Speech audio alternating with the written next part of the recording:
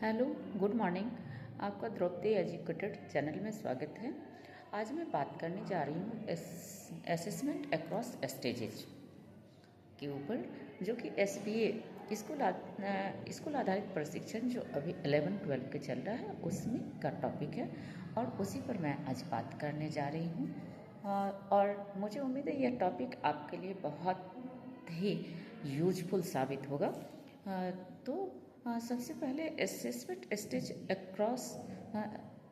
Across stages को समझने से पहले ज़रूरत इस बात की है कि हम यह जानें कि असेसमेंट या आकलन है क्या।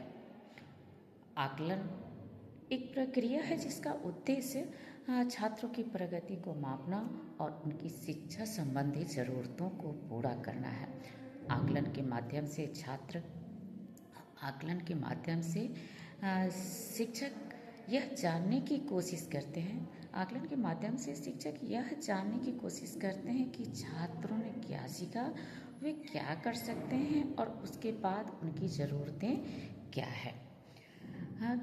इसके बाद हम आकलन के कुछ उद्देश्य एम की चर्चा कर लेते हैं। जो आकलन का मुख्य उद्देश्य क्या है।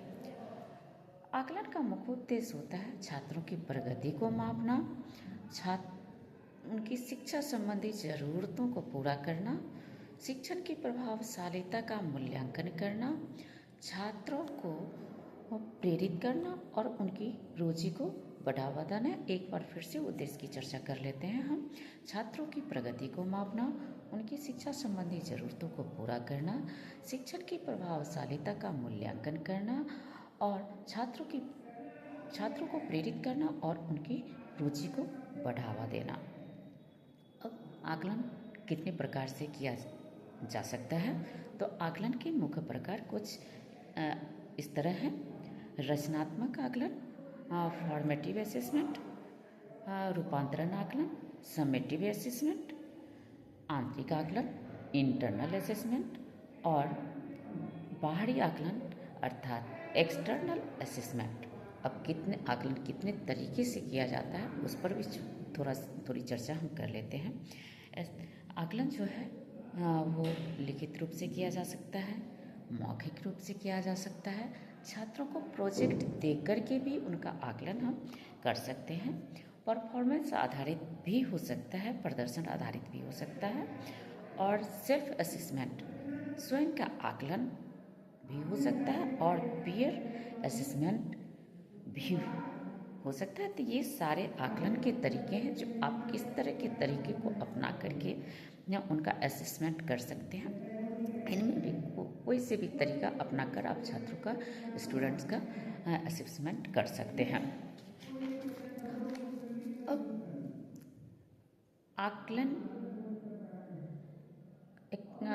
का चरण क्या है, स्टेज क्या है, उस पर हम चर्चा करते हैं।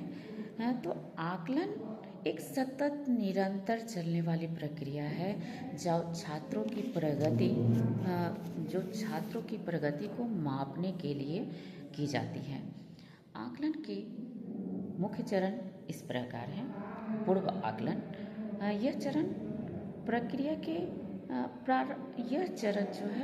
के प्रारंभ में होता है, जिसमें छात्रों के पूर्व ज्ञान और कौशल का आकलन किया जाता है। उसके बाद दूसरी बारी आ जाती है योजना बनाने की, आकलन की योजना बनाने की। यह शिक्षक जो है योजना बनाते हैं जिसमें आकलन का उद्देश्य, मानदंड और प्रक्रिया का निर्धारण किया जाता है। आकलन के उद्देश्य, मानदंड और प्रक्रिया का निर्धारण किया जाता है। तीसरी बात आ जाती है आकलन के आयोजन की। शिक्षक जो है आकलन का आयोजन करते हैं जिसमें छात्रों को असेसमेंट के लिए तैयार किया जाता है। उसके बाद इवैल्यूएशन की बारी आती है। इसमें शिक्षक जो है आकलन के परिणामों का मूल्यांकन करते हैं, जिसमें छात्रों के प्रगति का विश्लेषण किया जाता है। उसके बाद बारी आ जाती है परिणामों के उपयोग की। छात्रों की प्रगति को बढ़ावा देने के लिए किया जाता है। उसके बाद आ जाती है बारी रिजल्ट और रिव्यू की। समीक्षा और सुधार की। यहाँ पर शिक्षक आकलन प्रक्रिया की समीक्षा करते हैं और आवश्यकता अनुसार उसमें सुधार करते हैं। इसको हम इस तरह से छोटे रूप में हम समझ सकते हैं। PPAERURR, अर्थात पहले P प्री असेसमेंट, दूसरा P planning, A administration, E evaluation, RU result utilization और RR रिव्यू एंड रिवीजन।